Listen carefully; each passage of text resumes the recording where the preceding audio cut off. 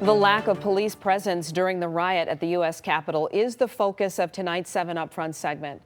Leaders from around the country and right here in Metro Detroit are taking a closer look at how law enforcement's handling of the Black Lives Matter protests and then the Capitol riots. Joining me now with more on this discussion is Steve Spreitzer, the president and CEO of the Michigan Roundtable for Diversity. Thank you for being here, Steve. Welcome. Well, let's begin with the insurrection at the nation's capital nearly a week ago now. As this played out in real time, those comparisons, the lack of preparation versus heavy preparation, were almost immediately drawn. What is your organization saying about it? Well, this is no surprise, right? We see this in everyday life. We don't have to go far. We don't have to go to the Capitol to know that Black folk are treated differently in their home communities, in workplaces, and in society. It is perhaps not intentional on the part of most, and it is very intentional on the part of others. So do you think things will change when Joe Biden takes the presidency January 20th? And if so, how? Well, sadly, just like we didn't become post-racial when Senator Obama became president, we aren't going to become post-racist when President Biden takes over. This problem of racism is our original sin. It 400 plus years. It is deep inside of every person, every system and society. And it's made worse here, especially in Metro Detroit, by segregation.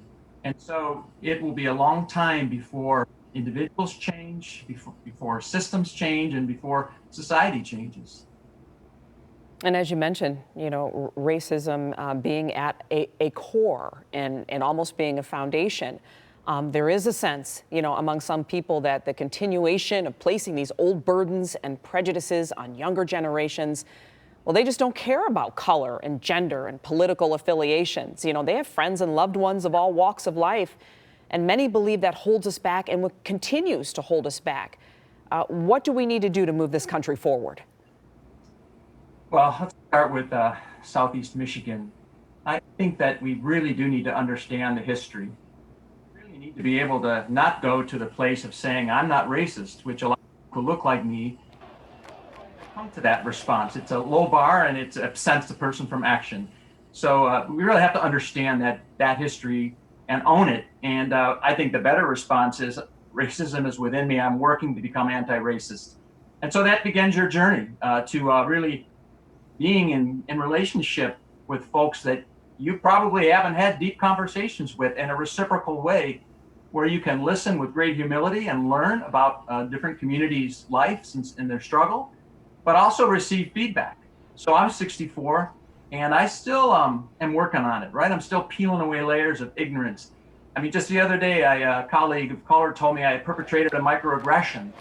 I said something unintentionally that was harmful.